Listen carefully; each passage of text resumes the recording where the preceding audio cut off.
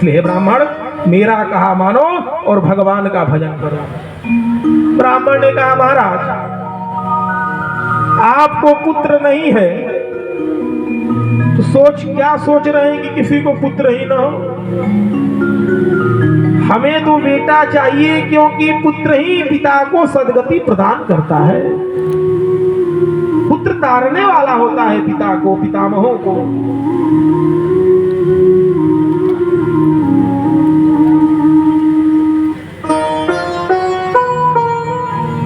आज जो गया में पिंडदान किए हैं तो शास्त्रों में लिखा है कि हमारे पूर्वज सोचते हैं कि हमारे कुल में आने वाले पीढ़ी में कोई तो भक्त ऐसा पैदा हो जाए जो गया में पिंड दे दे। और गया में जब पिंडदान हो जाता है तो वहां पर पितृलोक में पितरों का बड़ा आदर और स्वागत होता है। उन्हें पालकी में बिठाकर घुमाया जाता है। पंचगव्य से स्नान, सारे देवतागण पंक्ति में खड़े होकर उनका अभिवादन और वंदन करते हैं पितरों का, और पितर लोग नृत्य करते हैं।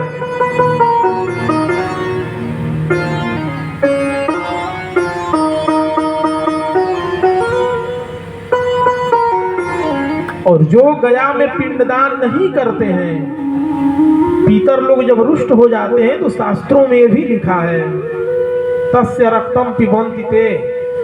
पितर लोग रुष्ट होकर अपने कुल और परिवार वालों का रक्त पान करते हैं, उसी को पितृदोष कहा जाता है। पितर लोग रक्त पान करते हैं।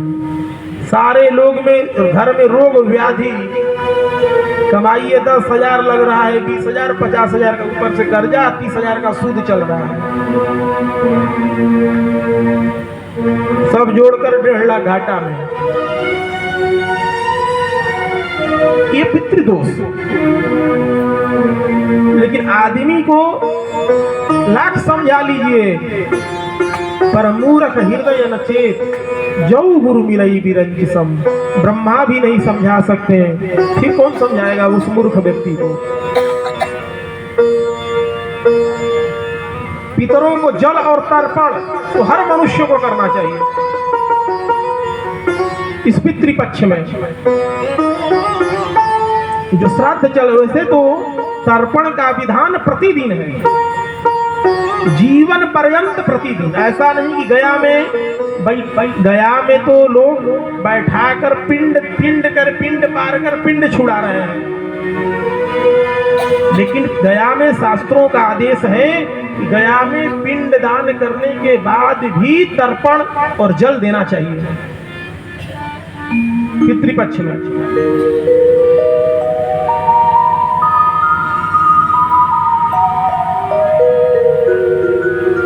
पितरों का देव कार्य से महत्वपूर्ण कार्य पितृकर्म को बताया गया है।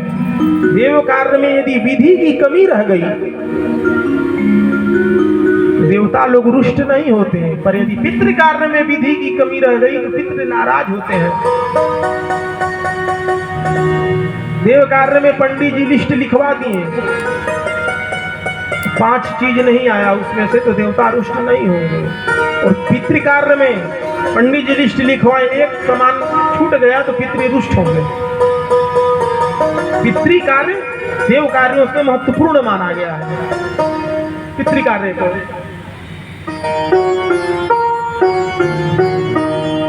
पितृ को जो आप यहाँ जल देते हैं वो तुरंत पितृलोक में पहुंचता है जल।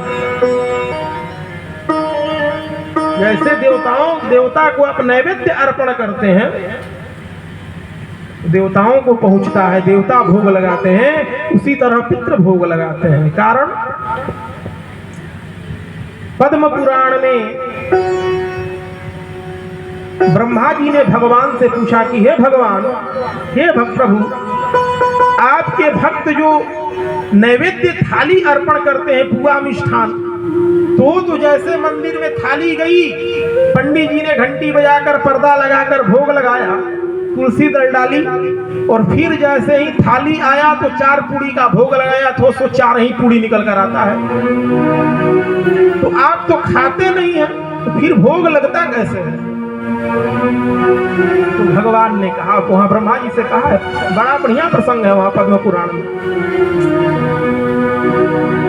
भगवान ने कहा कि हे ब्रह्मा जी, उस प्रसाद को मैं अपने नेत्रों से ग्रहण करता हूं, उसके रस को मैं नेत्रों से ग्रहण कर लेता हूं, और जो ग्रहण किया हुआ वो प्रसाद जब हमारे भक्त खाते हैं तो उनके जिह्वा पर बैठकर मैं ग्रहण कर लेता हूं, उसके स्वाद को ग्रहण कर लेता हूं। इसलिए भगवान रस और स्वाद दोनों ग्रहण करते हैं, ऐसे ही ग्रहण करते हैं। अब आप जल दीजिए तो जल तो पितृ तक पहुंचता है, कोई कहे कि नहीं पहुंचता। तो भाई हम जिस मंत्र विधा से जल दे रहे हैं उस मंत्र विधा से जल देंगे तब तो पहुंचेगा। अब तुम कैलकुलेटर से फोन लगाओगे तो कैसे लगेगा?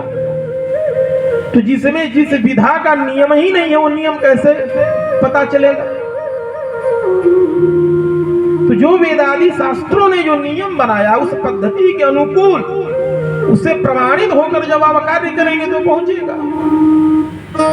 अब बिना मंत्र बोले बिना मंत्र पढ़े आप भी पानी गिराइए तो थोड़ी पहुंचेगा। तो विधि युक्त कर्म करने से देवताओं तक अवश्य पहुंचता है। और देवता शरीर 5 तत्व से बना है, देवताओं का शरीर 9 तत्व से बना होता है, वो देख कर ग्रहण कर लेते हैं। पितरों का शरीर 9 तत्व से बना होता है। ये जो आप जानवर देख रहे हैं इनमें 4 तत्व से इनका शरीर बना रहता है, पशु पक्षी का। इनमें आकाश तत्व नहीं रहता है। आकाश तत्व विवेक प्रधान है।